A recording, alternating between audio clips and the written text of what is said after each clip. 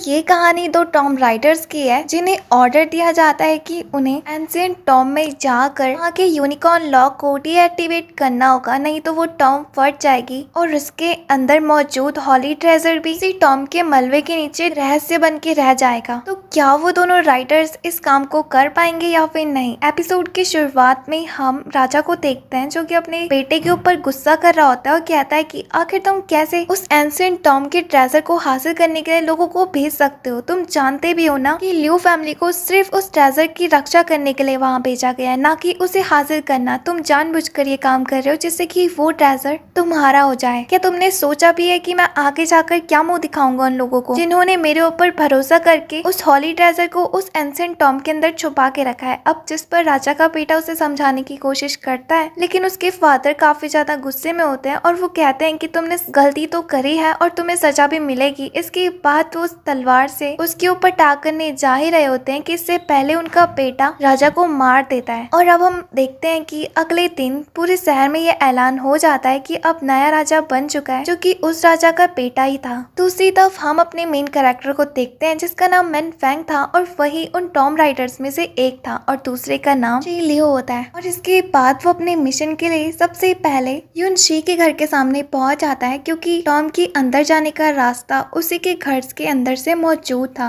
अब वो lady man Feng को अंदर बुलाती है जिस पर मैन फेंग समझ जाता है कि उसकी पक्का कोई चाल होगी, इसलिए वो दरवाजे को चेक करता है तो उसे पता चलता है कि उसमें पॉइजन लगा हुआ है। इसके बाद वो उस दरवाजे को अपनी फैन की मदद से खोल देता है जिस पर वो लेडी कहती है कि मैंने जितना सोचा था तुम उससे भी ज्यादा चालाक हो, पर तुम जानते हो ना कि तुमसे पहले भी यहाँ पे काफी ज्यादा लोग आए थे बट वापस नहीं जा पाए। तो जिस पर मैन फेंग कहता है कि हाँ इसलिए क्योंकि कभी हमारा जैसा कोई आया ही नहीं। इस पर वो लेडी गुस्सा हो जाती है। दूसरी तरफ शी लियो मैन फेंग के इशारे का इंतजार कर रहा होता है, लेकिन इशारा ना मिलने पर वो अंदर आ जाती है। देखकर लेडी यून कहती है कि तो तुम दोनों हो क्या? तुम सच में टॉम के अंदर जाना चाहते हो क्या? तुम्हें रूल्स नहीं पता? तुम चाह कर भी उस यूनिकॉर्न लॉक को डीएक्टिवेट नहीं कर पाओगे क्योंकि उस टॉम को मास्टर अकुमा ने बनाया है और बिना उनकी परमिशन के तुम अंदर नहीं घुस सकते हो। अब जिस पर शी लियो उससे कहता है कि शायद तुम्हें नहीं पता है पर हम मास्टर अकुमा के स्टूडेंट है। अब ये बात सुनकर लेडी यून काफी ज्यादा गुस्से में आ जाती है, यानी कि मास्टर अकुमा से उसकी काफी पुरानी दुश्मनी थी और इसलिए अब वो उनके साथ फाइट करने लगती है। दूसरी तरफ वो मैन फेंग को फाइट में बराबरी की टक्कर दे रही होती है, लेकिन वो उसे नहीं हरा पा रही होती है अपनी हर एक चाल से, जिस पर वो वहाँ से ये कहकर निकल जाती है कि मुझे नहीं लगता तुम उस टॉम में सरवाइव भी कर पाओगे, वो भी 1 घंटे से ज्यादा भी नहीं, इसलिए मुझे अपने हाथ गंदे नहीं करने चाहिए। दूसरी तरफ जब मैन फेंग अंदर आ जाए तो यहाँ पर वो देखता है कि शी लियो उस दरवाजे के किनारे पर गड्ढा खोद रहा होता है। ये देखकर मैन फेंग उससे कहता है कि हम इस पत्थर को हटा कर भी तो जा सकते हैं, जिस पर शी लियो कहता है कि क्या तुम्हें सच में लगता है हम इतने बड़े पत्थर को उठा भी पाएंगे? दूसरी तरफ उसने गड्ढा खोद चुका था बट वो टॉम वाकई में काफी ज्यादा गहरी थी। इस पर मैन फेंग ये चीज चेक करने के लिए कि नीचे पानी है या फिर नहीं, वो एक जलती हुई बॉल को नीचे फेंकता है जो कि नीचे गिरने के बाद भी जल रही होती है। इसका मतलब कि नीचे जमीन है ना कि पानी। ये देखकर वो शी लियो के हाथ से रस्सी पकड़कर नीचे जाने लगता है और वो वहां जाकर उसे बताता है कि नीचे सब कुछ सही है, अब वो भी आ सकता है। और उसके आने के बाद मैन फेंग की बारी थी नीचे जाने की, तो तभी अचानक से वो बॉल नीचे पानी में डूब जाती है। ये देखकर मैन फेंग को पता चल जाता है कि ये कुछ तो चीज है। तो वो शी लियो को भी अलर्ट करता है, लेकिन तब तक देरी हो चुकी थी। वहाँ पर एक काफी बड़े पानी का मॉन्स्टर भी आ जाता है और वो मैन फेंग को निकलने वाला होता है। यहाँ दूसरी तरफ हम यंग मास्टर को देखते हैं जो कि ये फैमिली का था और जब वो प्रिंसेस सकुरा के महल की तरफ से जा रहा होता है कि तभी वो आसमान में जाते हुए काफी ज्यादा लैंप्स को देखता है जो कि एक तरह के हॉली लैंप्स होते हैं। दूसरी तरफ एक सिपाही उसके पास लैंप लेकर आता है और कहता है कि प्रिंसेस सकुरा ने हमको यहाँ पर भेजा है। जब उसको ये पता चला कि आप मिशन में जा रहे हो तो उन्होंने आपके मिशन के सक्सेसफुल होने पर इन लैंप्स को सबको उड़ाने के लिए भेजा है। तो जिस पर यंग मास्टर कहते हैं कि इसका मैं क्या करूं और फिर वो उसे वहीं छोड़कर चले जाता है। दूसरी तरफ हम लेडी यून को देखते हैं जो कि अपनी पुरानी यादों को याद कर रही होती है, जहाँ पर कि वो मास्टर अकुमा के साथ फाइट कर रही होती है और कहती है कि मेरे रहते हुए तुम उस यूनिकॉर्न लॉक को रिएक्टिवेट नहीं कर सकते हो, चाह कर भी तुम उस ट्रेजर को नहीं छुपा सकते हो। इसके बाद वो दोनों एक दूसरे से फाइट करने लगते हैं, जहाँ पर कि मास्टर अकुमा काफी ज्यादा घायल हालत में होते हैं। दूसरी तरफ लेडी यून की बॉडी के अंदर धीरे धीरे करके पॉइजन फैलने करने लगता है। इसी मौके का फायदा उठाकर मास्टर अकुमा उस जगह से चले जाता है यूनिकॉर्न लॉक के पास, जहाँ जाकर वो अपने आप को भी उस दरवाजे के अंदर लॉक कर देते हैं, ये कहते हुए कि तुम तो इस दरवाजे को ना ही खोल पाओगी और ना ही तोड़ पाओगी, लेकिन मुझे पूरा यकीन है कि टॉम राइडर्स यहाँ जरूर आएंगे और अगर वो इस यूनिकॉर्न लॉक को डीएक्टिवेट नहीं कर पाए तो वो इस टॉम को तोड़ेंगे, बट वो यहाँ जरूर आएंगे। और गेट बंद होने के दौरान उसका हाथ भी कट जाता है। तो उसी तरफ हम मैन फैंग को देखते हैं, जो कि उस स्नेक के बेट के अंदर जाने वाला था इससे पहले कि शीलियो उसे ऊपर खींच लेता है। उसी तरफ उन्हें उस स्नेक के बारे में कुछ भी पता नहीं होता है। ये बात सुनकर लेडी यून उन दोनों से कहती है कि तुम दोनों के पास अब भी टाइम है, तुम ऊपर आ सकते हो, अफसोस नहीं तो तुम उस स्नेक के हाथों मारे जाओगे। जिस पर शीलियो कहता है कि ये सुनकर अच्छा लगा कि आपको हमारी परवाह है, लेकिन अफसोस आज रात हम उस स्नेक को डिनर में खाने वाले हैं और अगर आप भी चाहते हो तो हम आधे टाइम आपके लिए ले आएंगे। जिस पर वो लेडी यून कहती है कि तुम बातें बहुत बड़ी बड़ी करते हो। इसके बाद लेडी यून उसी यंग मास्टर के पास आती है और कहती है कि आपने जो भी कहा था सब कुछ प्लान के अकॉर्डिंग ही हो रहा है, बट हम आखिर उन टॉम राइडर्स को अंदर जाने क्यों दे रहे हैं? आप जानते हो ना कि ये सब कुछ हमारे लिए कितनी ज्यादा मुसीबत बन सकते हैं, हमें जल रहते हुए इन्हें मार देना चाहिए। जिस पर यंग मास्टर कहते हैं कि लगता है तुम्हारी उम्र के साथ साथ तुम्हारा दिमाग भी बूढ़ा हो चुका है। तुम जानती हो ना कि उस यूनिकॉर्न लॉक को सिर्फ और सिर्फ टॉम राइडर्स ही तोड़ सकते हैं और पहले भी तुम्हारी बेवकूफी की वजह से हमने 10 साल इंतजार करा था। जिस पर लेडी यून कहती है कि हाँ मैं सब कुछ जानती हूँ, बट अगर उन टॉम राइडर्स के हाथों वो ट्रेजर लग जाएगा तो फिर क्या होगा? जिस पर यंग मास्टर कहता है कि इसकी चिंता मत करो, मैंने सब कुछ प्लान करके रखा हुआ है। और अब हमें 3 दिन पहले का सीन दिखाया जाता है, जहाँ पर कि वो मैन फैंग को कहता है कि अगर तुमने उस यूनिकॉर्न लॉक को नहीं तोड़ा और वो ट्रेजर तुमने चुरा लिया तो तुम इसका रिजल्ट जानते हो। तुम्हारी फैमिली के बारे में मैं अच्छे से जानता हूँ, अगर थोड़ी सी भी गलती हुई तो तुम और तुम्हारी फैमिली दोनों ही मारी जाएगी। जिस पर फैंग अपनी फैमिली को लेकर उसकी बातों पर एग्री हो जाता है। ये सब बातें यंग मास्टर लेडी यून को बता रहा होता है और वो उसे ये भी बताता है कि उस यूनिकॉर्न लॉक की चाबी और कोई नहीं बस कि उसी बंदे के पास होगी जिसने यूनिकॉर्न आर्म की प्रैक्टिस पूरी कर ली हो और उसे वो चीज हासिल भी हो गई हो और यही चाबी हमें हमारे खजाने तक ले जाएगी। इसके बाद हम उन दोनों को देखते हैं, जहाँ पर कि लियो मैनफेंग से कहता है कि मैप में तो इस जगह का कोई भी रास्ता नहीं लिखा, नहीं ऐसा तो नहीं कि हम गलत रास्ते पर आ रहे हो। जिस पर मैनफेंग कहता है कि मुझे नहीं लगता, मैप काफी ज्यादा पुराना है और तब से तो यहाँ पर काफी ज्यादा चेंजेस भी हो सकते हैं, है ना। और जब ये बात वो शीलियो को बता ही रहा होता है कि तभी वो स्नेक मैनफेंग के पीछे आकर खड़ा हो जाता है और उसकी जान बचाने के लिए शीलियो उस स्नेक के ऊपर अटैक करने लगता है। लेकिन वो स्नेक वाकई में काफी ज्यादा पावरफुल था, जिससे कि वो दोनों मिलकर भी नहीं हरा पा रहे थे। अब वो यहाँ पर डिसाइड करते हैं कि वो दोनों टीम वर्क करके उस स्नेक के सर पर मारेंगे, क्योंकि वो उसकी वीकनेस थी और दोनों यही करते हैं। जिस पर कि हम देखते हैं कि वो स्नेक मारा जाता है। इसके बाद शीलियो कहता है कि मुझे लगता है आज रात का खाना तो हो जाएगा और यहाँ वो उसकी मीट काटने लगता है। तभी उस मीट की बदबू से बाकी के स्नेक भी वहाँ पर पहुंच जाते हैं। ये देखकर मैनफेंग उससे कहता है कि जल्दी से जल्दी उस मीट के टुकड़े को उनके तरफ फेंको, तब तक पानी के नीचे वाले रास्ते से जा सकते हैं। जिस पर शीलियो भी यही करता है और फिर वो दोनों एक जगह पर पहुंच जाते हैं, जहां वो रुक कर अपने कपड़े सुखा रहे होते हैं। दूसरी तरफ मैनफेंग की नजर शीलियो की बॉडी में बने हुए उस यूनिकॉर्न आर्म के टैटू के ऊपर जाती है और कहता है कि जानते हो ना कि तुम्हारा आर्म उस यूनिकॉर्न लॉक की चाबी है। जिस पर शीलियो कहता है कि ये बात तो मैं जानता हूँ, बट ये बात भी कि ये चाबी तब तक कुछ भी नहीं है जब तक कि हमारे पास 9th लेवल का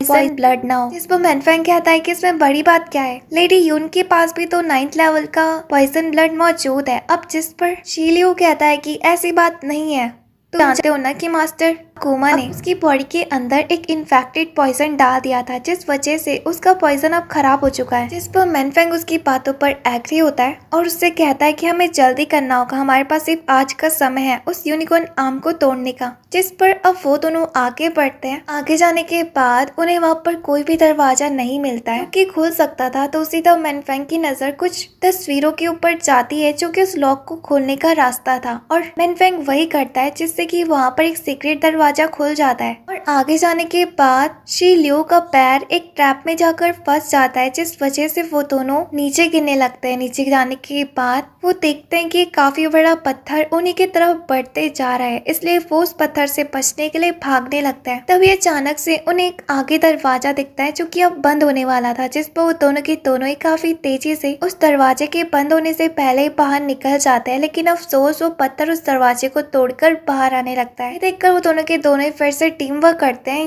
मैन फेंग उस वेपन को अपनी रस्सी में बांधकर पहाड़ की दूसरी तरफ अच्छे से फंसा देता है। तभी अचानक से वो नीचे गिरने वाला है, जिस पर शी लियो आकर उसे बचा लेता है और वो पहाड़ की दूसरी साइड चले जाते हैं और वो पत्थर पहाड़ से नीचे गिर जाता है। वहां पहुंचने के बाद उनकी नजर एक कफन के ऊपर जाती है, जिसके अंदर एक काफी खूबसूरत लड़की की डेड बॉडी होती है। ये देखकर शी लियो उसे काफी गौर से देखने लगता है, जिस पर मैनफेंग उससे कहता है कि क्या तुमने पहले कभी लड़की नहीं देखी? जिस पर शी लियो कहता है कि शायद ऐसा ही कुछ। हाँ, क्योंकि मैंने अपनी ज्यादा से ज्यादा समय ट्रेनिंग में गुजारा है, इसलिए। इसके बाद वो उस कफन को तोड़ने की कोशिश करता है, जिस पर मैनफेंग उसे रोक देता है और कहता है कि नहीं, जानते हो उसके अंदर काफी खतरनाक पॉइजन मौजूद है। दूसरी तरफ हम कुछ लोगों को देखते हैं जो कि वहाँ पर पहुंच जाते हैं और वो कोई नहीं बल्कि चोर होते हैं। उनको वहाँ आता देख मैनफेंग और शी लियो वहाँ से छुप जाते हैं। दूसरी तरफ उसके लोग कहते हैं कि जरूर इस कफन के पास, ट्रेजर के पास जाने का कोई रास्ता होगा, इसलिए वो उस कफन को तोड़ने लगते हैं। तभी वो कफन पूरा फट जाता है और उसके अंदर का पानी उस बंदे के ऊपर गिरता है, तो उसकी डेड बॉडी वहाँ पर जल के राख हो जाती है। ये देखकर बाकी लोगों की भी फट जाती है। दूसरी तरफ वो देखते हैं कि कफन के अंदर से वो डेड बॉडी गायब है। ये देखकर तो वो लोग और भी ज्यादा डरने लगते हैं। तभी अचानक से वो लड़की आकर एक एक कर उन सबको मार देती है। जब वो लास्ट बंदे के पास जा रही होती है तो लास्ट बंदा खाई से नीचे गिरने लगता है। तभी अचानक से वो मरते मरते एक क्रैकर को जलाता है, जो कि मैसेज होता है वो भी हेल्प का, और उस मैसेज को दूर खड़ा उनका लीडर देख रहा होता है, जिसका नाम शिन होता है। और अब वो अपने बाकी लोगों को भी वहाँ पर जाने को कहता है। दूसरी तरफ उस लड़की को ये सब कुछ करता देख मैन फेंग और शी लियो भी देख रहे होता है। यहाँ वो लड़की अपने कॉफिन को ले जा रही होती है खींच के। यहाँ पर वो दोनों ही आपस में बातें कर रहे होते हैं कि इसका मतलब इस लड़की के अंदर पॉइजन ब्लड जरूर होगा। तो जिस पर शी लियो कहता है कि मुझे नहीं पता कितने लेवल का होगा, पर अब जिस पर मैन फेंग उसकी फाइटिंग स्किल्स को देखकर कहता है कि मेरे अकॉर्डिंग उसका पॉइजन ब्लड अभी 8 लेवल का होगा। यहाँ दूसरी तरफ हमें उस लड़की का नाम पता चलता है कि उसका नाम हान होता है। दूसरी तरफ वहाँ पर लेडी यून भी आ जाती है। लेडी यून को देखकर हान उसको आकर ग्रीट करती है, जिस पर लेडी यून उससे पूछती है कि क्या तुमने यहाँ पर टॉम राइडर्स को देखा? तो जिस पर लड़की कहती है कि नहीं, लेकिन यहाँ पर कुछ चोर आए थे, शायद वो गलती से आ गए होंगे। तो जिस पर लेडी यून कहती है कि ठीक है, जो जानती हो ना, आज ब्लड मून की रात है और आज के दिन यूनिकॉर्न लॉक को अनलॉक होगा, तो तुम्हें सावधान रहना पड़ेगा। जिस पर लड़की कहती है कि हाँ,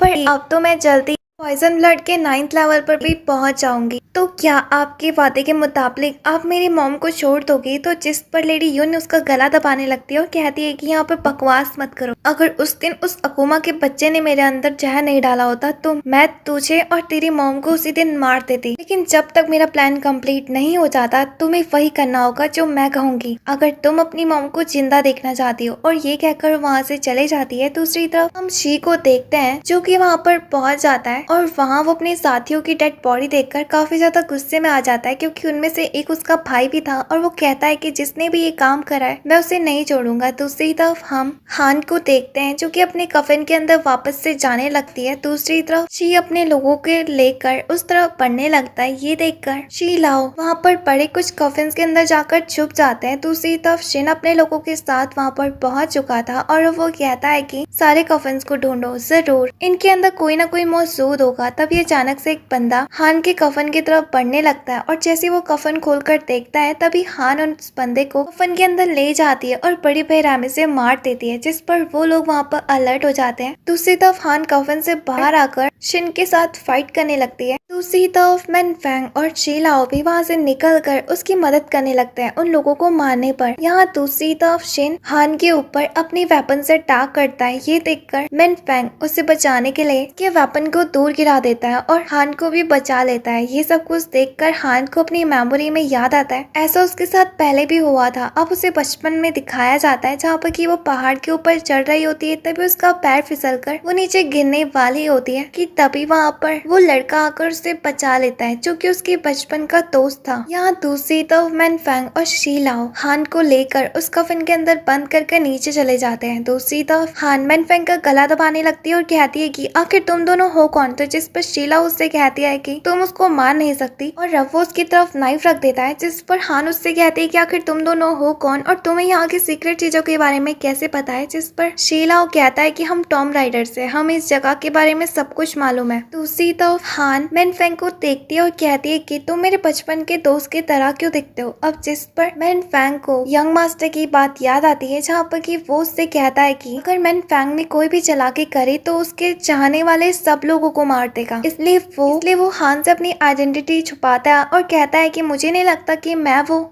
मैंगो जिसे तुम ढूंढ रही हो। वो इसलिए उससे झूठ बोलता है क्योंकि वो नहीं चाहता था कि मास्टर हान को कोई नुकसान पहुंचाए। इसके बाद वो लोग नीचे जाते हैं जहाँ पर कि शीलाओ मैप में देखता है और कहता है कि मुझे नहीं लगता ऊपर जाने का कोई भी रास्ता यहाँ से है। अब जिस पर रोने लगती है और कहती है कि अगर मैं ऊपर नहीं पहुंची लेडी युन मेरी माँ को मार डालेगी, जिस पर मैनफेंग उसे दिलासा देता है और कहता है कि लेडी युन को सिर्फ तुम चाहिए और जब तक तुम जिंदा हो वो तुम्हारी मॉम को कुछ भी नहीं कर पाएगी क्योंकि उन्हें तुम्हारी ब्लड की काफी ज्यादा जरूरत है, क्योंकि तुम्हारा ब्लड और हम आम मिलकर ही उस दरवाजे को खोल सकते हैं जिससे कि टॉम ब्रेकिंग ऑर्डर पास हो जाएगा। यहाँ दूसरी तरफ हान कहती है कि मुझे कुछ नहीं चाहिए, बस मैं चाहती हूँ कि मेरी मॉम लेडी यून के हाथों से छूट जाए। अब जिस पर मैनफेंग हान से पूछता है कि क्या तुम बता सकती हो 4th फ्लोर का ओनर कौन है यहाँ पर, जिस पर हान उसे बताती है कि ये प्रिंसेस लिन है। इस पर शीलाओ कहता है कि आखिर ऐसा कैसे हो सकता है क्योंकि टॉम में तो सिर्फ टॉम गार्जियन ही रह सकते हैं, आखिर वो प्रिंसेस यहाँ पर क्या कर रही है। जिस पर हान उसे बताती है कि हम दोनों एक दूसरे से बात किया करते थे। उसने मुझे ये भी बताया कि उसे बड़ी चालाकी से उन्होंने इस जगह पर फंसा दिया है जिससे कि अब वो यहाँ से बाहर भी नहीं निकल सकती। इसके बाद वो उन लोगों को 3 साल पहले की बात बताती है जहाँ पर कि प्रिंसेस लिन जो कि काफी ज्यादा खूबसूरत थी वो पियानो बजा रही होती है। तभी उसको ये सब कुछ करता देख एक लड़का भी देख रहा होता है जिसका नाम टूगू होता है और वो यूनिफॉर्म फैमिली का लॉर्ड भी होता है। उसको देख कर वो लिन से पहले ही नजर के प्यार में गिर जाता है। दूसरी तरफ उसके रिश्ते को लेकर यंग मास्टर प्रिंसेस लिन के फादर के पास जाते हैं, बट प्रिंसेस लिन के फादर उसकी बातों पर एग्री नहीं होते हैं। अब जिस पर यंग मास्टर कहता है कि मुझे पता था तुम ऐसे ही कहोगे। इसके बाद वो उसे दूसरे रूम में जाने के लिए कहता है, जहाँ जाने के बाद जब वहाँ से वापस आता है तो काफी ज्यादा घबराया हुआ लगता है। यहाँ वो यंग मास्टर से कहता है कि अगर मैंने हाँ की इजाजत भी दे दी पर तब भी मेरी बेटी काफी ज्यादा जिद्दी है, मुझे नहीं लगता कि वो इस शादी के लिए एग्री होगी। जिस पर यंग मास्टर उससे कहते हैं कि ये सब कुछ तुम मेरे ऊपर छोड़ दो। इसके बाद वो प्रिंसेस लिन को लेकर उस टॉम में पहुंच जाता है जहाँ पर आकर वो प्रिंसेस कहती है कि तुमने तो कहा था कि यहाँ पे डोगू होगा, आखिर वो है कहाँ। यहाँ तो बस उसकी खटारा सी मूर्ति पड़ी हुई है। जिस पर यंग मास्टर कहते हैं कि अभी डोगू को आने में 3 साल लगेंगे, तब तक तुम्हें उसकी मूर्ति के साथ ही ये 3 साल गुजारने होंगे। और ये कहकर वो प्रिंसेस लिन को वहीं पर बंद करके चले जाता है। यहाँ पर यंग मास्टर ने डोगू से वादा करा था कि अगर वो यूनिकॉर्न आर्म की प्रैक्टिस करके उसे हासिल कर लेगा तो वो उसकी शादी प्रिंसेस लिन के साथ करा देगा। अब जिस पर पहले तो वो एग्री नहीं होता, बट प्रिंसेस लिन के साथ शादी करने के बाद सुनकर वो एग्री हो जाता है, बट उसे उन 3 सालों में कहीं बंद रहकर प्रैक्टिस करनी थी, इसलिए डोगू अब उस मूर्ति में बदल जाता है। यहाँ ऐसी बातें सुनकर शीलाओ हंसने लगता है और कहता है कि बेवकूफ प्रिंसेस, आखिर वो उसकी बातों पर फंस कैसे गई। दूसरी तो वो कहता है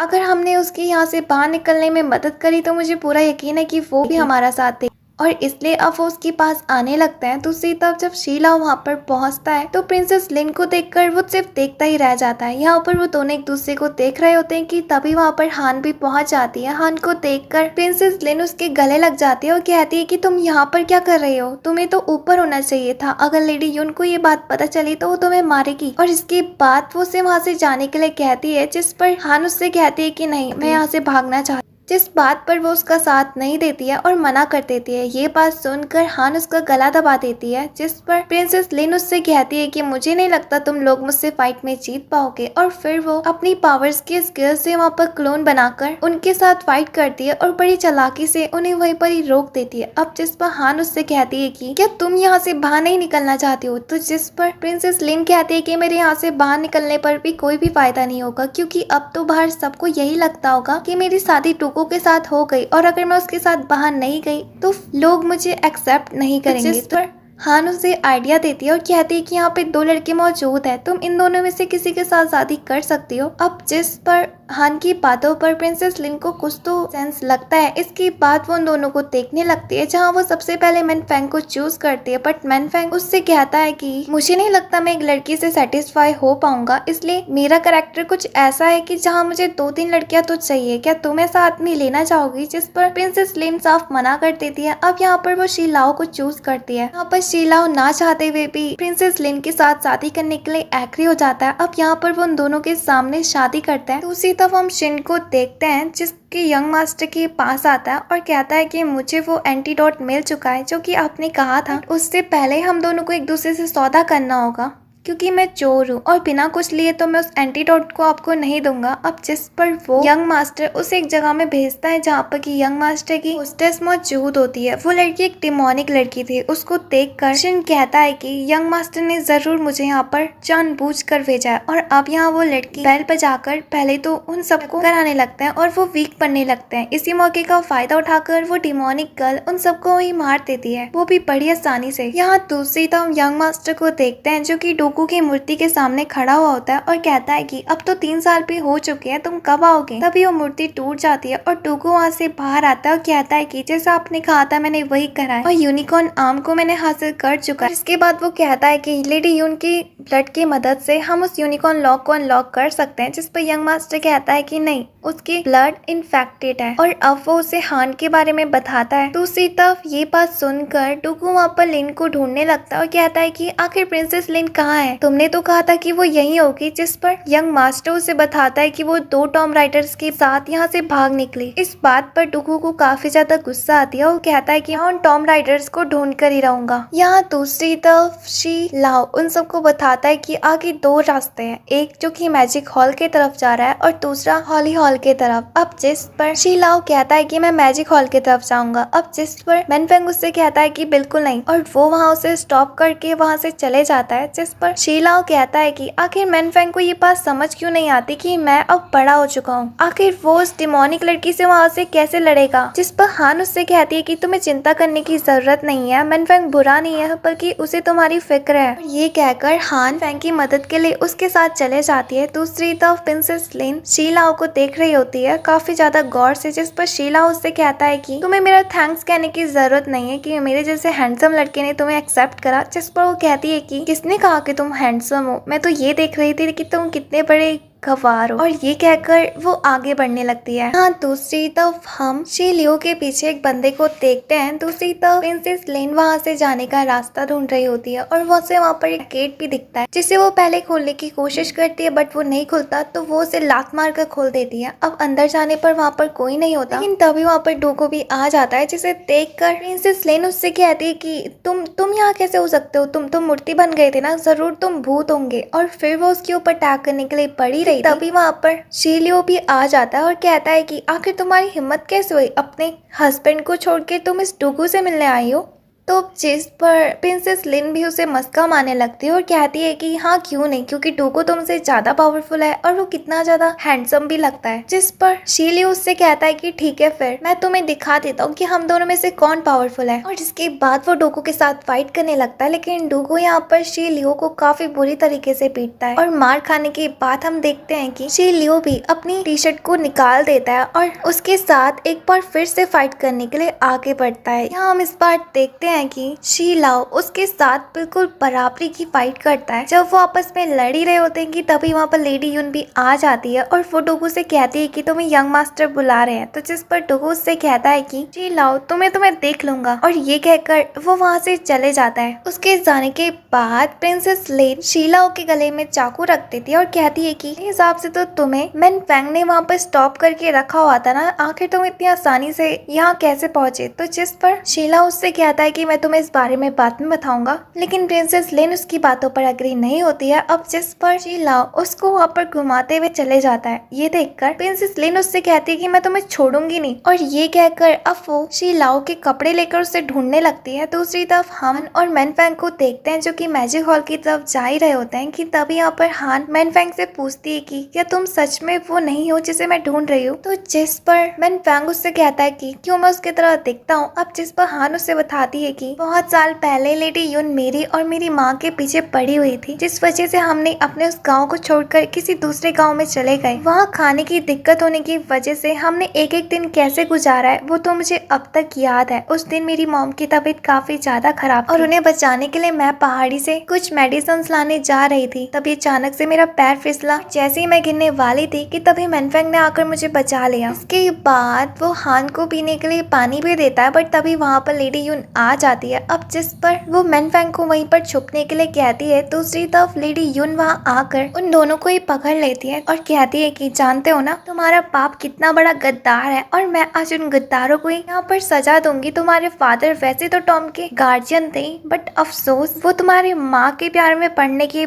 बाद उन्होंने हमको धोखा दिया। जिस पर हान उससे कहती है कि मेरे फादर गद्दार नहीं थे। अब यहाँ पर अपनी बेटी को बचाने के लिए उसकी माँ आगे बढ़ती है, जिस पर वो उसकी माँ का भी गला पकड़ देती है। ये देखकर मैनफेंग सामने आता है और लेडी यून से फाइट करने की कोशिश करता है, बट पावरफुल होने के कारण वो उसे दूर फेंक देती है और हान से कहती है कि अगर आज वो उसके साथ नहीं चली तो यहाँ पर वो तीनों के तीनों ही मारे जाएंगे। तो जिस पर हान के पास और कोई रास्ता नहीं था, जिस पर वो लेडी उनकी बातों पर एग्री हो जाती है, वहाँ से दुखी होकर चले जाती है। अब सीन प्रेजेंट में शिफ्ट होता है, जहाँ पर कि हम देखते हैं कि मैन फैंग के चेस्ट में काफी तेज दर्द होने लगता है, जिस पर हान उसे छूने की कोशिश करती है, बट मैन फैंग उसे रोक देता है और कहता है कि मेरी बॉडी इन्फेक्टेड है और मैं नहीं चाहता कि तुम भी इसके शिकार हो जाओ। अब जिस पर वो उससे दूर हट जाती है। यहाँ पर मैन फैंग हान के नाखूनों को देखकर कहता है कि आखिर इतने ज्यादा बड़े क्यों हो रखे हैं। तुम्हें नहीं लगता अगर तुम्हारा दोस्त यहाँ पर आएगा और अगर वो तुम्हारी ऐसे नाखून देखेगा तो वो उसे बेकार लगेगा। अब जिस पर वो हान के नाखून काटने लगता है और उससे एक आर्टिफिशियल नेल नाइफ उसके नाखूनों पे लगा देता है, जो कि उसने बहुत पहले खरीदे थे। उसे ऐसा करता देख हान अपने मन में सोचती है कि मुझे पूरा यकीन है कि तुम ही मेरे वो दोस्त हो, बट किसी वजह से तुम ये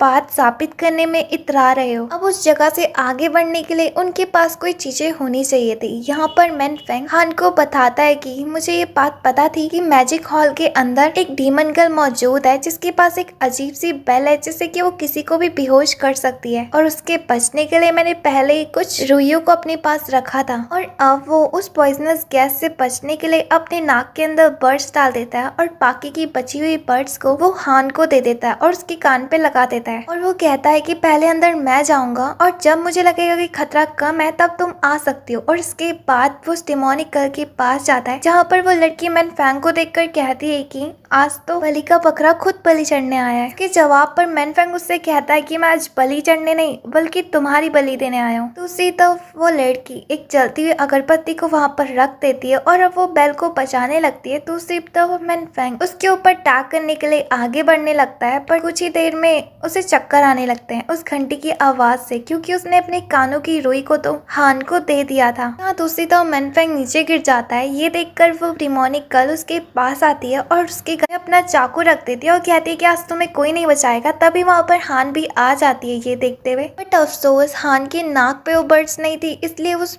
अगरबत्ती से आई हुई पॉइजनस गैस की वजह से बेहोश हो जाती है। ये देखकर आज तो मैंने एक तीर से दो निशाने मारे, और अब वो यहाँ हान को मारने के लिए आगे बढ़ने लगती है अपनी तलवार लेकर। तो जिस पर मैन फैंग खड़ा होकर उसके ऊपर वार करता है और वो उस लड़की की तलवार के दो टुकड़े कर देता है, जिस पर वो लड़की इंजर्ड हो जाती है और कहती है कि क्या क्या तुम्हारे ऊपर वो पॉइजनस गैस का कोई असर क्यों नहीं हुआ? जिस पर मैनफैंग कहता है कि मैं यहाँ पर पूरी प्लानिंग के साथ आया हूँ। और अब जैसे यहाँ पर मैनफैंग उस लड़की को मारने वाला ही था कि तभी वहाँ पर यंग मास्टर आ जाता है। वो अपनी तलवार से उसे पीछे धकेल देता है। यहाँ पर वो लड़की यंग मास्टर को बताती है कि इसके पास घोस्ट स्वॉर्ड है। ये बात सुनकर यंग मास्टर उससे कहता है कि वाकई में मेरी क्विंचिंग स्वॉर्ड को सिर्फ एक ही स्वॉर्ड हरा सकती है, वो है घोस्ट स्वॉर्ड। बट वो तो काफी सालों पहले ही गायब हो चुकी थी, तो वो तुम्हारे पास कैसे आई? अब जिस पर मैनफैंग उससे कहता है कि ये तो काफी अच्छी बात है कि तुमने खुद ही बता दिया, क्यों ना आप एक मैच हो जाए। जिस पर यंग मास्टर उससे कहता है कि लगता है तुम मेरी 3 दिन पुरानी बात को भूल गए, क्या तुम्हें अब अपनी माँ से प्यार नहीं है? जिस पर अपनी माँ का नाम सुनकर मैनफैंग अपनी तलवार को वापस रख लेता है। दूसरी तरफ वो कहता है कि तुम मेरे अगले ऑर्डर तक मेरा इंतजार करना, तब तक मैं हान को अपने साथ ले जा रहा हूँ। यहाँ दूसरी तरफ जब शी लाओ और लिन वहाँ पर पहुँचती है तो वहाँ पर सिर्फ मैनफैंग के अलावा और कोई नहीं होता, और मैनफैंग भी वहाँ पर मूर्ति की तरह बैठा हुआ था। अब यहाँ पर शी लाओ के पूछने पर मैनफैंग उसे बताता है कि वो उस डिमोनिक लड़की को नहीं मार पाया और उल्टा हान को यंग मास्टर अपने साथ ले जा चुका है। तो जिस पर शीला उससे कहता है कि मुझे तो ये बात समझ में नहीं आ रही कि आखिर यहाँ पे हो क्या रहा है। अभी मैं डूगू से फाइट करके आया हूँ। डूगू को नाम सुनकर मैनफैंग उससे कहता है कि डूगू तो मूर्ति बन चुका था, तो फिर वो अचानक से जिंदा कैसे हुआ? अब जिसका मतलब वो वहाँ पर समझ जाते हैं कि यंग मास्टर ने जानबूझकर लिन को उसे सौंपने के लिए उससे जबरदस्ती ट्रेनिंग करवाई है डूगू से, जिससे कि वो यूनिकॉर्न आर्म बन पाए और उस ताले को खोल पाए। दूसरी तरफ 9th लेवल का पॉइजन सिर्फ हान के अंदर ही है, और उन्होंने हान की मॉम को इसलिए किडनैप करा क्योंकि वो हान से 9th लेवल के ब्लड पॉइजन की ट्रेनिंग करा सके। इसका मतलब कि यहाँ पर हान ही सबसे बड़ा मेन कैरेक्टर है और हमें हान को बचाना होगा, उसकी जान खतरे में भी हो सकती है। अब यहाँ पर मैनफैंग शीलाओ को ऑर्डर देता है कि अब ब्लड मून की रात आने में ज्यादा टाइम नहीं बचा है, तो तुम जल्दी से जल्द मून अपेयरिंग फॉर्म की तरफ जाओ। मैं तब तक हान को ढूंढता हूँ और बचा कर लाता हूँ। जिस पर शीलाओ भी उसके साथ आने की बात करता है। तो जिस पर मैनफैंग उससे कहता है कि नहीं, तुम्हारी फैमिली ने तुम्हारी प्रोटेक्शन की जिम्मेदारी सिर्फ मुझे दी है और मैं तुम्हारी जान खतरे में नहीं डाल सकता हूँ। तुम दोनों जल्द से जल्द वहाँ पर पहुंचो। ये कहकर मैनफैंग वहाँ से चले जाता है। दूसरी तरफ लिन कहती है कि तुम्हें नहीं लगता कि मैनफैंग कुछ पतली पतली बातें कर रहा है? अब जिस पर शीला उससे कहता है कि वो बदला बदला नहीं है, बल्कि तुम्हारा दिमाग खराब हो चुका है, तुम कुछ ज्यादा ही सोच रही हो। अब जिस पर लिन उसे धक्का देकर कहती है कि मैं जा रही हूँ मैनफैंग के पीछे। यहाँ दूसरी तरफ हम लेडी यून को देखते हैं जिसने कि हान को बंदी बनाया होता, और वो कहती है कि बस एक बार तुम एंटीडोट खा लो, उसके बाद सब कुछ खत्म हो जाएगा। जिस पर हान उससे कहती है कि क्या तुम मेरी मॉम को मारना चाहती हो? जिस पर लेडी यून कहती है कि ये काम तो मैं कब से करना चाहती हूँ, मैं तो रोज इसी चीज का सपना देखती हूँ। जिस पर हान उससे कहती है कि प्लीज तुम जो कहोगी मैं वही करूंगी, तो मेरी मॉम को जाने क्यों नहीं देती थी? जिस पर लेडी यून कहती है कि क्या कहा तुमने, मैं तुम्हारी मॉम को जाने दूं? जानती भी हो तुम्हारी मॉम ने मेरे साथ क्या करा है? उसने मेरी बेटी को मुझसे दूर कर दिया और उसी की वजह से मेरी बेटी मारी गई। जिस पर हान उससे कहती कि अब तुम्हारी बेटी भी थी क्या कोई? जिस पर लेडी यून उससे कहती है कि हाँ, वो तुम्हारी उम्र की थी, और अब वो हान का गला दबाने लगती है, वो भी काफी जोर से। तभी वहाँ पे यंग मास्टर भी आ जाता है और कहता है कि आखिर तुम्हें ये करने की परमिशन किसने दी? अब जिस पर लेडी यून रुक जाती है और उससे माफी मांगती है। जिस पर यंग मास्टर उससे पूछते हैं कि मैसेंजर स्पिरिट्स यहाँ पर कब पहुंचेंगे? अब जिस पर लेडी यून उससे बताती है कि 2 मैसेंजर यहाँ पर जल्दी आने वाले हैं। अब जिस पर यंग मास्टर कहते हैं कि हाँ, क्यों नहीं। वेल, मुझे मेरे फादर की तरफ से एक लेटर मिला है कि वो यहाँ पर आने ही वाले हैं, तो उन लोगों से कहना कि वो इंतजार करे। और इसके बाद वो लेडी यून से एंटीडोट लाने के लिए कहती है। दूसरी तरफ यंग मास्टर हान को देख रहा होता है और कहता है कि वाकई में तुम खूबसूरत दिखती हो। वेल, मैं लेडी यून की तरह इतना ज्यादा बेरहम नहीं हूँ, इसलिए अगर तुम हमारी बातों को मान लोगी तो मैं तुम्हें और तुम्हारी मॉम को यहाँ से जाने दूंगा। की बातों पर हान को यकीन नहीं होता। अब वो वहाँ के दरवाजे खोल देता है। तभी वहाँ पर लेडी यून भी आ जाती है और उसे एंटीडोट खाने के लिए कहती है। लेकिन जैसे ही वो एंटीडोट खाने वाली थी कि तभी लेडी यून रुक जाती है और कहती कि ये असली एंटीडोट है, क्योंकि जितना कि मुझे पता है वो एंटीडोट रेड कलर का होता है और ये ग्रीन कलर का है। ये बात सुनकर यंग मास्टर शिन और उस डिमोनिक गर्ल को वहाँ बुलाने का ऑर्डर देती है। अब जिस पर वो लोग वहाँ पर पहुँच जाते हैं, शिन यंग मास्टर से कहता है कि ये बात तो मुझे पहले से ही पता थी कि तुम लोग मुझे मारोगे जरूर और बल्कि चालाकी भी करोगे, इसलिए मैंने पहले तुम्हारे साथ चीटिंग कर ली थी। अब वो उनसे कहता है कि अगर तुम मुझे यहाँ से जाने दोगे तो मैं तुम्हें वो एंटीडोट भी दे दूंगा। तो जिस पर उसकी बातों पर यंग मास्टर एग्री हो जाते हैं। अब यहाँ पर वो अपना हाथ काटता है और उससे एंटीडोट बाहर निकालता है और यंग मास्टर को पास से देखने के लिए कहता है। जिस पर कि यंग मास्टर उसे देख रहे होते हैं कि तभी अचानक से वो वहाँ पर एक पॉइजनस धुआं छोड़ देता है, जिससे कि यंग मास्टर काफी ज्यादा वीक हो जाते हैं। अब यहाँ पर वो मास्टर को धक्का देकर नीचे गिरा देता है। अब यहाँ पर ये देख के यंग मास्टर उस डेमोनिक गर्ल से कहता है कि तुम उसके ऊपर अटैक करो, तो जिस पर बदले में डेमोनिक गर्ल उनके लोगों के ऊपर ही वार कर देती है और वो यहाँ पर शिन के साथ मिली हुई थी। यहाँ शिन कहता है कि बस एक बार मैं तुम्हें मार दूं, उसके बाद मैं तुम्हारा मार्क्स ले लूंगा और तुम्हारी जगह भी ले लूंगा, जिसके बाद यहाँ का ट्रेजर तो हमारा हो जाएगा। ये कहकर वो दोनों ही हंसने लगते हैं। तभी अचानक से यंग मास्टर हान को रिलीज कर देता है, जिस पर हान खुलते ही सबसे पहले वो शिन के साथ फाइट करती है और यहाँ पर वो उस लड़की के साथ भी फाइट करती है, बट लड़की उसके ऊपर पॉइजनस वाला पाउडर छिड़क देती है, जिससे कि अब यहाँ पर हान बेहोश हो जाती है। लेकिन इस फाइट के दौरान उसने शिन के हाथ से वो एंटीडोट छीन कर यंग मास्टर को खिला दिया था, जिस पर कि यंग मास्टर बिल्कुल ठीक हो जाते हैं। अब यहाँ पर वो उन दोनों की काफी ज्यादा धुनाई करते हैं और वो उन दोनों को जेल से बाहर फेंक देता है। उसको अपने पास आता देख शिन उस लड़की को ऑर्डर देता है कि वो जल्दी से जल्दी जाकर शो को यहाँ पर बुला कर लाए, जिस पर वो लड़की यही करती है और वहाँ से भागने लगती है। और यहाँ पर यंग मास्टर को रोकने के लिए शिन अपनी पूरी कोशिश करता है। दूसरी तरफ वो लड़की वहाँ का दरवाजा बंद करके चले जाती है। ये देखकर यंग मास्टर को काफी ज्यादा गुस्सा आती है और वो शिन को वहीं पर ही मार देता है। दूसरी तरफ वो लड़की जब जा रही होती है कि तभी उसकी नजर लेडी यून के ऊपर जाती है और उसको देखकर वो उससे कहती है कि तुम जानती हो मुझसे यंग मास्टर ने क्या कहा, मैं जा रही हूँ हान की मदर को छुड़ाने के लिए। जिस पर लेडी यून काफी ज्यादा गुस्सा हो जाती है और कहती है कि आखिर यंग मास्टर ऐसा कैसे कर सकते हैं। तो जिस पर लड़की कहती है कि उन्होंने बस मुझे ऑर्डर दिया है कि मैं उसे जाकर छोड़ूं और मैं वही करने के लिए जा रही हूँ। इससे पहले कि वो वहाँ जाती, लेडी यून उससे पहले ही वहाँ उसकी मॉम के पास जाने लगती है और ये चाल चलकर वो उस जगह से निकल जाती है। दूसरी तरफ जब वो जेल के पास आती है जहाँ पे कि उसने हान की मॉम को बंदी बनाया हुआ था, तो वो देखती है कि वहाँ पर सारे के सारे सिपाही मारे जा चुके हैं। दूसरी तरफ हान की मॉम भी वहाँ से गायब है। तभी उसकी नजर सेंट बाई की तरफ जाती है और उसको देखकर वो कहती है कि जरूर हो ना हो तुम ही इन सबके पीछे हो। तो जिस पर सेंट बाई कहते हैं कि हाँ मैं जानता हूँ हान की फैमिली ने तुम्हारे साथ बहुत ज्यादा बुरा करा, बट मुझे नहीं लगता कि अब तुम्हें उन्हें ज्यादा टॉर्चर करना चाहिए, क्योंकि तुम बदले की आग में पागल होते जा रहे हो, तुम्हें अच्छा बुरा कुछ भी नहीं दिख रहा। तो जिस पर यून उससे कहती है कि अगर तुम यहाँ पर हान और उसकी मॉम को बचाना चाहते हो तो फिर मुझे तुम्हें मारने में भी कोई तकलीफ नहीं होगी। और ये कहकर वो वहाँ पर सेंट बाई के साथ फाइट करने लगती है। तभी सेंट बाई वहाँ से चले जाता है, ये कहते हुए कि अभी मेरे पास तुमसे फाइट करने का टाइम नहीं है। दूसरी तरफ हम एनफेंग को देखते हैं, जो कि वहाँ पर जब पहुँचता है तो वो देखता है कि शिन की खोपड़ी के अंदर यंग मास्टर की वही स्वाड होती है। और दूसरी तरफ जब वो जेल के अंदर आता है तो वहाँ पर हान बेहोश पड़ी हुई थी। दूसरी तरफ यंग मास्टर उससे कहता है कि बहुत बड़ी गड़बड़ हो चुकी है, क्योंकि भले ही मुझको ठीक करने के चक्कर में हान ने मुझे वो एंटीडोट खिला दिया, अब हमारे पास एंटीडोट नहीं बचा है, अब एक ही एंटीडोट है जो कि सिर्फ शी लियो के पास है। तो जिस पर मेनफेंग उससे कहता है कि मैं समझ गया तुम क्या कहना चाहते हो, वैसे भी मैंने शी लियो का भरोसा तो जीत ही चुका है, मुझे पूरा यकीन है कि वो मुझे वो एंटीडोट दे देगा और जब उसका ध्यान नहीं होगा तो मैं उसे मार दूंगा। यहाँ दूसरी तरफ हान को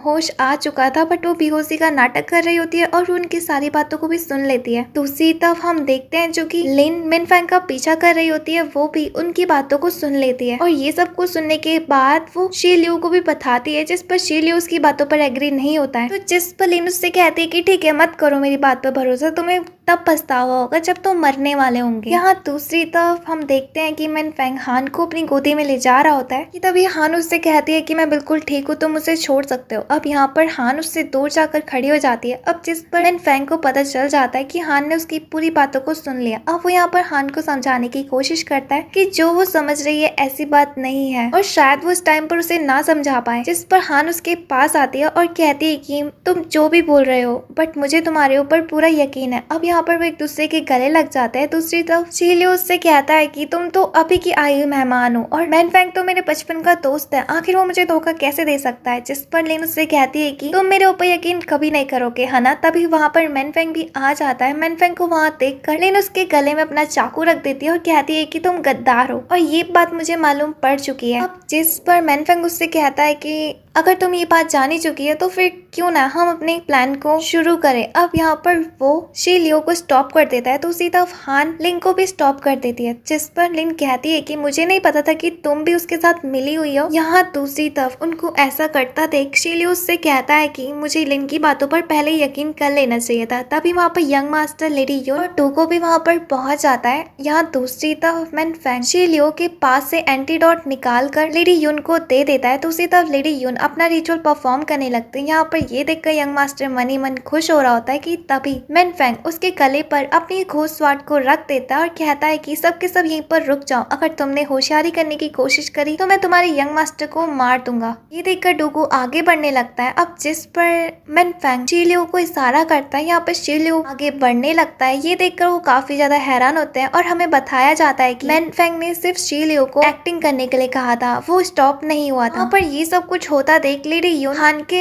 सर के ऊपर अपने नाखूनों को रख देती है और कहती है कि अगर तुम में से कोई भी अपनी अपनी जगह से हिला तो मैं हान को मार दूंगी। तो जिस पर मिनफेंग कहता है कि भूलो मत, यंग मास्टर की जान सिर्फ मेरे हाथों पर है, क्यों ना हम आपस में एक शर्त रखें। जब यहाँ पर डूगू और शीलियो दोनों के दोनों मौजूद है जिनके पास यूनिकॉर्न आर्म मौजूद है, तो क्यों ना हम दोनों को ही पॉन्ड के अंदर भेजे और एक दूसरे से फाइट कराए। अगर डूगू जीता तो तुम इस यूनिकॉर्न आर्म को अनलॉक कर सकते हो और अगर शीलियो जीता तो तुम्हें यहाँ से जाना होगा। जिस पर वो लोग एग्री हो जाते हैं। अब यहाँ पर डूगू और शीलियो दोनों के दोनों इस पॉन्ड के अंदर जाते हैं। दूसरी तरफ लेडी यून हान के ब्लड को भी पॉन्ड में डाल देती है। जब वो दोनों के दोनों अंदर जाते हैं तो वहाँ उनका यूनिकॉर्न आर्म का टैटू जलने लगता है और अब वो टैटू एक गोल्डन टैटू में कन्वर्ट हो जाता है। इसके बाद वो दोनों के दोनों आपस में फाइट करने लगते हैं। यहाँ दूसरी तरफ हम एक लड़की को देखते हैं जो कि गॉडेस होती है, उसका नाम मिंग होता है और वो स्पिरिट मैसेंजर से कहती है कि क्या खबर लेकर आए हो, क्या तुम्हारे यंग मास्टर का काम पूरा हो गया। तो जिस पर वो कहता है कि नहीं, अभी उन्होंने हमें वहाँ पर रुकने के लिए कहा है क्योंकि अभी उनका काम बचा हुआ है। अब जिस पर मिंग उससे कहती है कि आखिर हम कब तक इंतजार करेंगे और वो होता कौन है कि हम उनके ऑर्डर्स को फॉलो करें। अब जिस पर वो स्पिरिट मैसेंजर कहता है कि अफसोस, वो रॉयल फैमिली से बिलोंग करता है और हमें उनके ऑर्डर पर ही चलना चाहिए। तभी अचानक से कुछ पत्थरों की हिलने की आवाज आती है और वो उन्हें चेक करने के लिए कहती है। यहाँ दूसरी तो हम देखते हैं कि डूगू और शीलियो आपस में फाइट कर रहे होते हैं कि तभी वो पॉन्ड के ऊपर एक खींचदार मुक्का मारते हैं जिससे कि पानी की वजह से वो सबके सब लोग पीछे हट जाते हैं। यहाँ दूसरी तरफ पॉन्ड के बाहर शीलियो भी निकल जाता है। ये देखकर यंग मास्टर अपनी तलवार रख कर उसे मारने वाला ही था कि इससे पहले वहाँ पर लेना आकर अपनी लात से उसकी तलवार को नीचे गिरा देती है, जिस पर कि यंग मास्टर दूर जाकर गिरता है। अब यहाँ पर लेडी यून ये देखकर उसके पास आती है और उसे संभालने लगती है। दूसरी तरफ लिन कहती है कि अब तो इस पूरी जगह पर पानी पानी हो चुका है, इसका मतलब कि मेरी पावर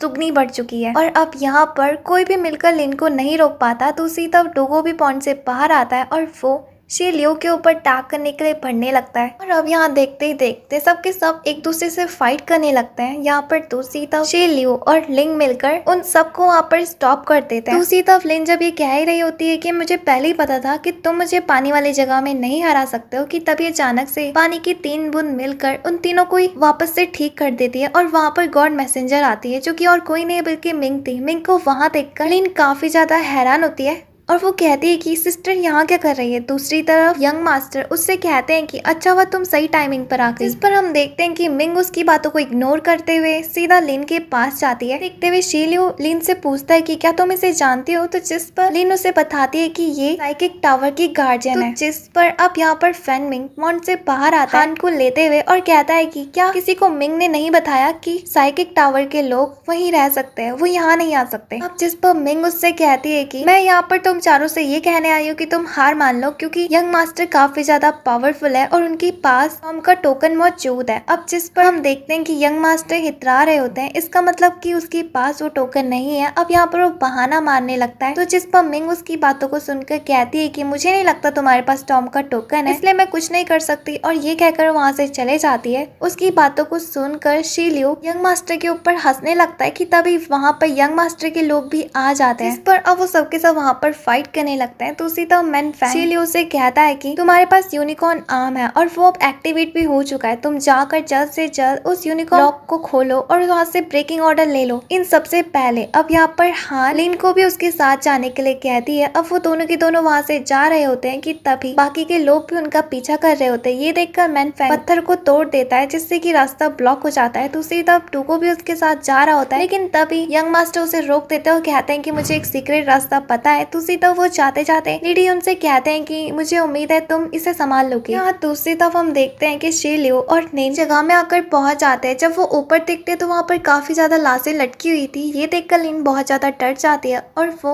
शी लियो से कहती है कि आखिर हम इस जगह पर क्यों आए, वो भी अकेले। मैं वापस जाकर एक काम करती हूँ, फेनमेंग और हान की साथ देती हूँ, उम्मीद है कि तुम संभाल लोगे अंदर। अब जिस पर शी लियो उससे कहता है कि तुम्हें डरने की क्या जरूरत है, और वैसे भी मुझे नहीं लगता वहाँ पर पानी मौजूद होगा, तुम्हारा वहाँ जाना बेकार है, डरो मत, ज्यादा कुछ नहीं होगा। अगर ये लाशों से हम टच हो गए तो हम भी उन्हीं की तरह बन जाएंगे। अब जिस पर लिन और भी ज्यादा डरने लगती है तो जिस पर शी लियो उससे कहता है कि आखिर तुम डर क्यों रही हो, जब तक तुम्हारे पास इतना ज्यादा जीनियस और हैंडसम हस्बैंड मौजूद तो है। उसकी बातों पर लिन कहती है कि क्या कहा तुमने, जीनियस, तुम तो गवार थे ना। और अब यहाँ पर शी लियो आगे बढ़कर उन पत्थरों को नीचे देखने लगता है। तभी वो एक पत्थर के ऊपर दबाता है जिस पर कि वो सारी की सारी लाशें नीचे आने लगती है। अब ये देखकर लिन और भी ज्यादा डर जाती है और कहती है कि पहले तो ये लाश कम से कम ऊपर थी, लेकिन अब तो ये नीचे भी आ गई, क्या कोई दूसरा रास्ता नहीं है। जिस पर शी लियो उससे कहता है कि एक काम करो, तुम यहीं रुके रहो, मैं जा रहा हूँ। उसकी बातों को सुनकर लिन उससे कहती है कि नहीं, तुम आखिर यहाँ पर एक अकेली लड़की को छोड़कर कैसे जा सकते हो, एक काम करो, तुम मुझे अपने कंधे में लेकर जाओ। अब जिस पर शी लियो सोचने लगता है तो उसी तरफ लिन उससे कहती है कि इसमें सोचने वाली क्या बात है, मैं तुम्हारी पत्नी हूँ, तुम मेरे लिए इतना भी नहीं कर सकते। और फिर यहाँ पर वो लिन को अपने कंधे में लेकर जाने लगता है। सबसे पहले उन लाशों का पैटर्न समझता है और फिर वो वहाँ से तेजी से भागने लगता है। जहाँ नीचे से स्वॉर्ड्स में निकल रही होती है, बट वो बड़ी आसानी से उन सबको क्रॉस करके जा रहा होता है। इसी बीच लिन उससे पूछती है कि तुम्हें क्या लगता है हम तीनों लड़कियों में से कौन सबसे ज्यादा खूबसूरत है, मैं या फिर वो मिंग या फिर हान। लेकिन शी लियो उसकी बातों को इग्नोर करता है और बड़ी आसानी से पहुंच भी जाता है। ये देखकर लिन काफी ज्यादा खुश होती है, पर तभी अचानक से वहाँ पर स्पिरिट मैसेंजर भी आ जाता है। अब जिस पर लिन घबराने लगती है तो जिस पर शी लियो उससे कहता है कि चिंता मत करो, वो सिर्फ एक स्पिरिट मैसेंजर है जो कि साइकिक टावर की रक्षा करता है और यहाँ ये जरूर किसी काम से आया होगा। यहाँ पर लिन को उसकी फिक्र हो रही होती है। अब जिस पर शी लियो उससे कहता है कि तुमने मुझसे एक सवाल पूछा था ना कि तुम तीनों लड़कियों में से सबसे ज्यादा सुंदर कौन है, तो मेरी नजर में तो तुम ही हो। ये बात सुनकर लिन काफी ज्यादा इम्प्रेस होती है। इसके बाद शी लियो उस स्पिरिट मैसेंजर के साथ फाइट करने के लिए चले जाता है। दूसरी तरफ स्पिरिट मैसेंजर कहता है कि जानते हो ना, हमारे पूर्वजों ने 10 तलवारें बनाई थी और मुझे यकीन नहीं हो रहा कि उनमें से एक तलवार तुम्हारे पास है जो कि कोल्ड जेट स्वॉर्ड है। तो जिस पर शी लियो उससे कहता है कि भूलो मत, 10 में से एक तुम्हारे पास भी है। अब यहाँ पर वो दोनों की दोनों एक दूसरे से बराबरी की फाइट कर रहे होते हैं। इसी दौरान शी लियो उससे कहता है कि तुम उस जगह से बाहर क्यों आए, टावर में रहना ही तुम्हारा काम है, आखिर तुमने रूल क्यों तोड़ा। अब जिस पर वो कहता है कि यहाँ मैं किसी खास मकसद के साथ आया हूँ और वो मैं तुम्हें नहीं बताऊंगा। अब जिस पर वो लोग आपस में फाइट करने लगते हैं। उसी दौरान वहाँ पर हान और मैनफेंग भी आ जाते हैं। उनका पीछा करते करते लेडी युन भी। ये देखकर शी लियो उनसे कहता है कि तुम जाकर लेडी युन को संभालो, मैं तब तक इस स्पिरिट मैसेंजर को देखता हूँ। जिस मैनफेंग उससे कहता है कि हमारे पास समय बहुत ज्यादा कम है, यंग मास्टर के साथ डोगो जल्द से जल्द उस यूनिकॉर्न लॉक के पास जा रहा होगा, तुम्हें जल्द से जल्द जाकर उसे रोकना होगा ये काम करने से, तब तक मैं इस स्पिरिट मैसेंजर को देख लूंगा। और अब यहाँ पर फाइट करने लगते हैं। दूसरी तरफ शी लियो वहाँ से जा रहा होता है और यहाँ पर उससे कहती है कि तुम मुझे कैसे छोड़ के जा सकते हो। अब जिस पर शी लियो कहता है कि तुम आ सकते हो, तुम्हारे पैर पे कोई चोट नहीं लगी। जिस पर उससे कहती है कि पर तुमने तो कहा था कि अगर मैं यहाँ से हिली तो वो लाशें नीचे आ जाएंगी। अब जिस पर शी लियो कहता है कि मैंने तुमसे मजाक करा था, अब चलो भी।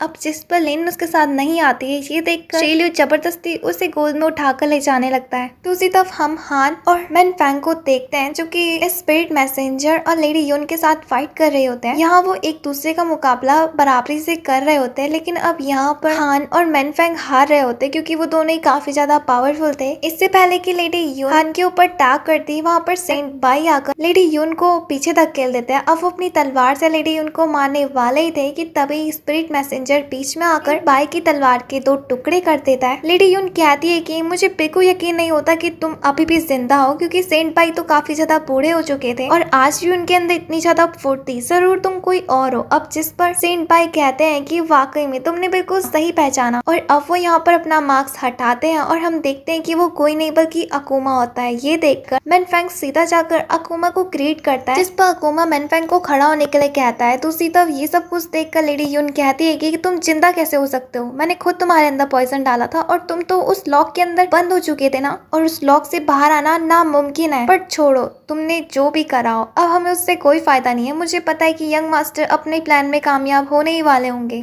तुम्हारी बात तो तुम्हारा ग्रुप तो पहले से ही गद्दार था और डरपोक भी, जो लोग अपने चेहरे को छुपा कर और छुपकर पीठ पीछे वार करते हो, तुम उन लोगों में से आते हो। लेकिन जितना कि अगर मैं 10 साल पुरानी बातों पर गौर करूं, उस हिसाब से तो डुगू के फादर ही एक बंदे थे जिसके पास यूनिकॉर्न आम था। बट मैंने सुना कि तुमने उनके आम को तोड़ दिया था, बट मुझे नहीं लगता कि तुमने उनके आम को तोड़ा होगा। जरूर उन्होंने ही दिया होगा, बट आखिर वो ऐसा क्यों करेंगे? अब जिस पर अकुमा उन्हें बताता है कि तुमने बिल्कुल सही कहा, उन्होंने ही मुझे अपना आम दिया था। अब हमें पुरानी बात बताई जाती है जहाँ पे कि अकुमा किंग का लेटर लेकर डुगू के फादर के पास आता है और कहता है कि ये ऑर्डर किंग ने दिया है। उसको पढ़ने के बाद वो कहता है कि मुझे नहीं पता था किंग को मारने के बाद उनका बेटा ये सब कुछ करेगा। जिस पर अकुमा उससे कहता है कि हमारे पास समय बहुत ज्यादा कम है, अगर हमें आपका यूनिकॉर्न आम नहीं मिला तो ये टाउन पूरा का पूरा बर्बाद हो जाएगा। जिस पर डुगू के फादर कहते हैं कि वैसे तो मैं तुम्हारे ग्रुप का साथ कभी नहीं दूंगा, अब यहाँ पर बात हमारे टाउन की जान के ऊपर बन आई है। तो फिर वो अकुमा की तलवार से अपना हाथ काट कर अकुमा को दे देता है। सारी बातों को सुनने के बाद लेडी यून उससे कहती है कि लेकिन सेंट पाई का क्या हुआ? इसका मतलब कि उन्होंने भी तुम्हारी मदद करी थी ना उस पियानो डीमन को मारने की।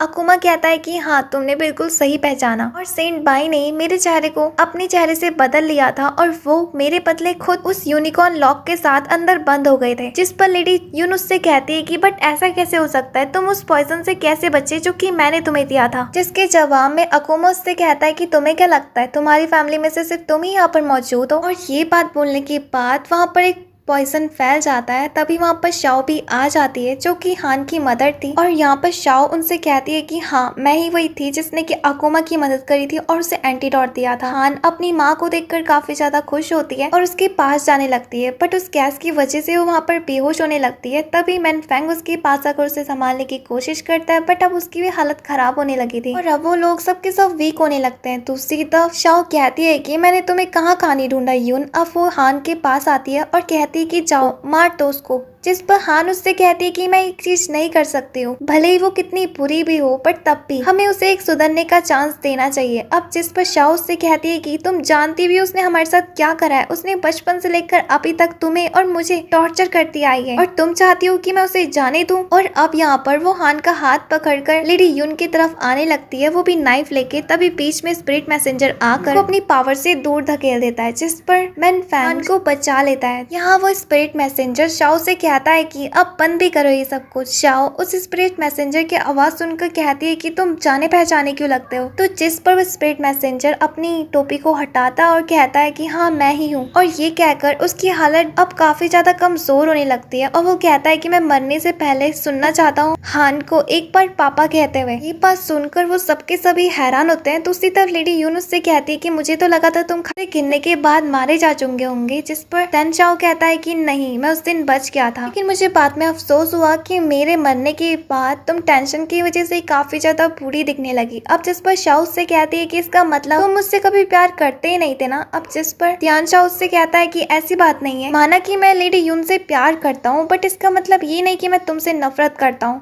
हान भी मेरी बच्ची है और मैं चाहता हूँ कि मरने से पहले मैं उसे पूरी सच्चाई बता दूं। जिस पर हान कहती है कि मुझे कुछ समझ में नहीं आ रहा कि यहाँ पे हो क्या रहा है। तो जिस पर शाओ बताती है कि मैं तुम्हें बताती हूँ सब कुछ, कि आज से 20 साल पहले क्या हुआ था। अब वो उसे बताती है कि 20 साल पहले एक आइलैंड में 2 लड़कियां रहा करती थी, जिनमें से पहली थी प्रिंसेस जो कि थी लेडी यून और दूसरी एक नौकरानी जो कि मैं थी। उस आइलैंड में एक दिन एक सुंदर राजकुमार आया जो कि और कोई नहीं बल्कि त्यान शाओ था, और लेडी यून और मुझे उनसे प्यार हो गया। लेकिन एक दिन गलती से त्यान शाओ लेडी यून के रूम के बदले मेरे रूम में आ जाता है। उस दिन वो नशे में था, जिस वजह से हम दोनों एक दूसरे के और ही क्लोज आ गए और मैं प्रेग्नेंट हो गई। इसके बाद मुझे ये बात पता चली कि मेरे साथ साथ लेडी यून भी प्रेग्नेंट थी, और जब हम दोनों का बच्चा साथ में पैदा हुआ तो मुझे लगा था कि इस बच्चे की मदद से मैं त्यान शाओ को अपने करीब ला पाऊंगी। अफसोस, मेरा बच्चा मरा हुआ पैदा हुआ था। मैं ये बात जानती थी कि लेडी यून को भी एक बच्चा पैदा हुआ है, इसलिए मैंने सोचा क्यों ना मैं दोनों बच्चों को आपस में बदल दूं। इस बारे में लेडी यून को पहले ही पता चल चुका था त्यान शाओ और मेरे अफेयर के बारे में, पर जब लेडी यून सो रही होती है तब मैंने उनके बच्चे को अपने बच्चे से बदल लिया था। बट तब भी भी कोई भी फर्क नहीं हुआ। तियानशाओ वहाँ से पहले ही जा चुका था। पर जब लेडी युन को ये बात पता चली कि हान अब मेरी बच्ची है, तो वो तब से लेकर अब तक हमारे पीछे ही पड़ी हुई है। और वो बच्ची कोई और ही नहीं बल्कि हान ही है, जिससे कि मैंने लेडी युन के बच्चे के साथ एक्सचेंज कर लिया था। ये बात सुनकर लेडी युन काफी ज्यादा हैरान होती है और काफी ज्यादा इमोशनल हो जाती है। कितने सालों तक वो अपनी ही बच्ची को टॉर्चर करते हुए आई। दूसरी तरफ ये बात जानकर हान को भी काफी ज्यादा रोना आता है। हाँ, दूसरी तरफ लेडी युन शाओ से कहती है कि ये तुम्हारी पॉइजन की वजह से तियानशाओ की तबीयत ऐसी हुई है, तुम्हारे पास इसका एंटीडोट भी होगा ना। तो जिस पर शाओ कहती है कि हाँ मेरे पास एंटीडोट है। इससे पहले कि वो उसे एंटीडोट देती, तियानशाओ मना कर देता है और कहता है कि मैंने बहुत ज्यादा गलतियां करी है और यही मेरी गलतियों की सजा है, तो प्लीज मुझे इसे एक्सेप्ट करने दो। इसके बाद तियानशाओ जब अपने आखिरी दम पर होता है तो हान उसके पास आती है और इसके बाद वो अपना दम तोड़ देता है। ये देखकर लेडी युन काफी ज्यादा रोने लगती है। दूसरी तरफ शाओ कहती है कि सब कुछ मेरे ही वजह से हुआ है, ना मुझे कोई बच्चा मिला, ना ही मैं तियानशाओ को अपनी तरफ ला पाई। अब मेरा इस दुनिया में रहने का भी क्या फायदा। और फिर वो पास से चाकू पकड़कर अपने आप को मारने वाली होती है। तो हान उसे रोकने की कोशिश करती है, पर तब तक देरी हो चुकी थी और शाओ अपने आप को मारकर वहीं पर ही दम तोड़ देती है। ये देखकर हान भी वहीं पर ही बेहोश हो जाती है। दूसरी तरफ हम शीलियो को देखते हैं जो कि डुगो को रोकने की कोशिश कर रहा होता है, लेकिन तभी डुगो पीछे मुड़कर अपने यूनिकॉर्न आर्म से उस ब्रिज को ही तोड़ देता है, जिससे कि अब वहाँ पर लिन और शीलियो वहीं पर ही फंस जाते हैं। तभी वहाँ पर यंग मास्टर भी आ जाता है। ये देखकर शीलियो पास में खड़े एक पत्थर के ऊपर वार करता है, जिससे कि आसपास पानी भरने लगता है और पानी में तो लिन की पावर्स और भी ज्यादा बढ़ जाती है। इसलिए अब शीलियो उससे कहता है कि तुम यहाँ पर यंग मास्टर को संभालो, तब तक मैं डुगो का पीछा करता हूँ। और ये कहकर वो वहाँ से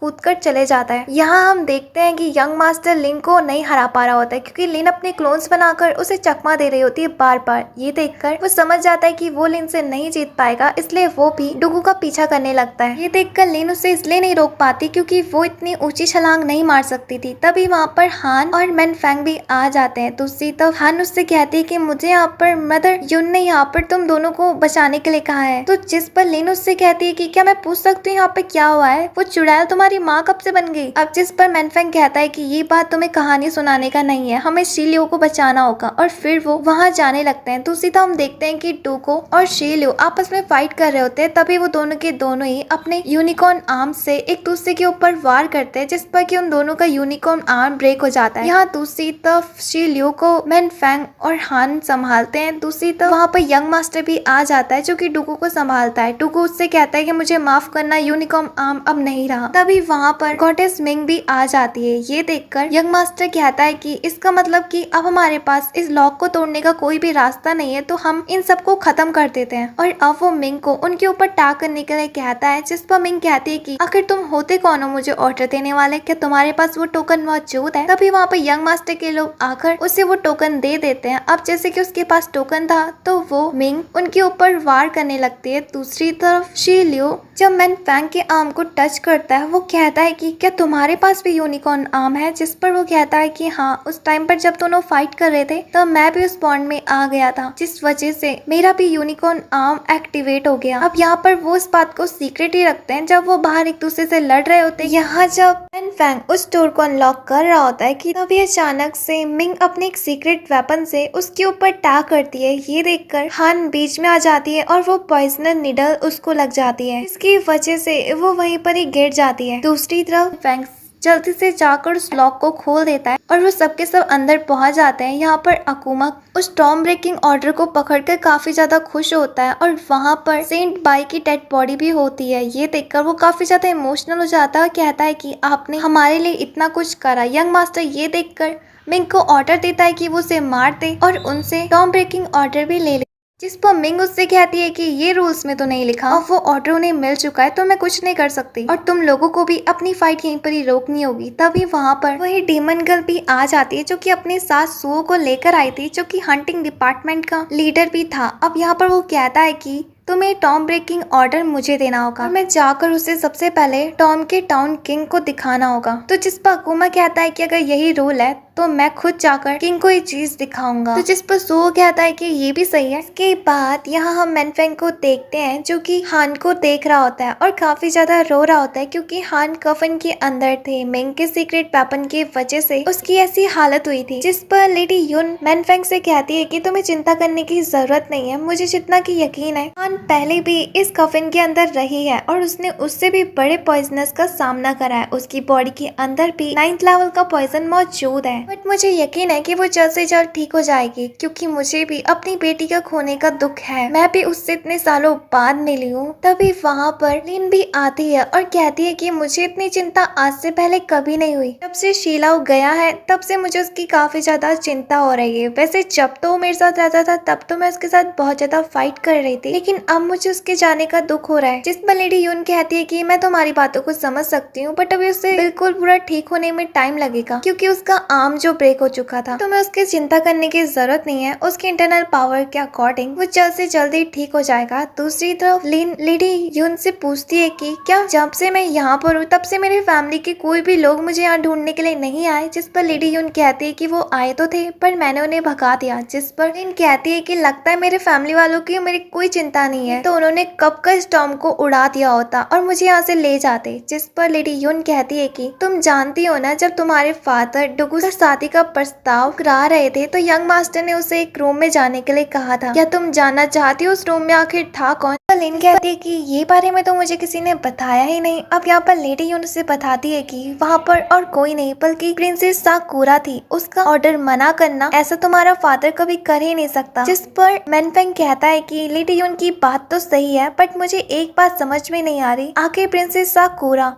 यंग मास्टर की मदद क्यों करेगी? इवन की साकुरा तो यंग मास्टर से भी काफी ज्यादा बड़ी है ओहदे में। जिस पर लेडी यून उसे बताती है कि जब यंग मास्टर छोटे थे तो वो बचपन में साकुरा के पास गया था, जिस टाइम पर उन दोनों की काफी अच्छी दोस्ती हो गई थी और बड़े होते होते एक साकुरा कब यंग मास्टर के प्यार में गिर गई किसी को पता नहीं चला। शायद अपने प्यार के खातिर ही वो यंग मास्टर की बातों पर एग्री हुई होगी। अब इसके बाद लेडी यून मैनफेंग से कहती है कि मैं तियानशाओ की अस्थियों को दबाने जा रही हूँ, तब तक तुम हान का ख्याल रखना। जिस पर मैनफेंग एग्री हो जाता है। दूसरी तरफ लिन हान से मिलती है और कहती है कि आखिर तुम कब ठीक होगी, तुम्हारी वजह से जानती भी हो मैनफेंग कितना ज्यादा परेशान है। जब वो ये बात बोल ही रही होती है कि तभी उसकी नजर हान की तरफ जाती है जिसके मुंह से खून निकल रहा होता है। ये देखकर वो जल्द से जाकर मैनफेंग को भी इन्फॉर्म करती है। इस पर अब मैनफेंग भी सोच में पड़ जाता है कि आखिर अब वो क्या करेगा। तो जिस पर लिनफेंग से कहती है कि मिंग ने उस पर टैग करा था, जरूर गॉडेस मिंग के पास ही उसका इलाज भी होगा और मैंने सुना है कि अभी वो कोल्ड टॉम में रह रही है। जिस पर मैनफेंग एग्री हो जाता है और कहता है कि तुम शीलाओ का ख्याल रखना। और इसके बाद वो हान और उसके कॉफिन को लेकर वो गॉडेस मिंग के पास जाने लगता है, जहाँ वो काफी ज्यादा मुश्किल भरे रास्तों को पार करता है। कभी वो तेज रेगिस्तान की धूप में चलता है तो कभी हड्डियां कपकपा देने वाली ठंड में, लेकिन वो यहाँ हार नहीं मानता क्योंकि वो जब भी हान की शक्ल देखता है तो उसके अंदर एक और उम्मीद जाग जाती है कि वो इस बार उसे नहीं खो सकता। जैसे कैसे करके वो कोल्ड टॉम तक पहुंच जाता है, जहाँ पर की गॉडेस मिंग बैठकर कल्टीवेशन कर रही होती है। वहां आने के बाद वो काफी ज्यादा थक चुका था, उसके अंदर जान भी नहीं बची थी। मिंग उससे कहती है कि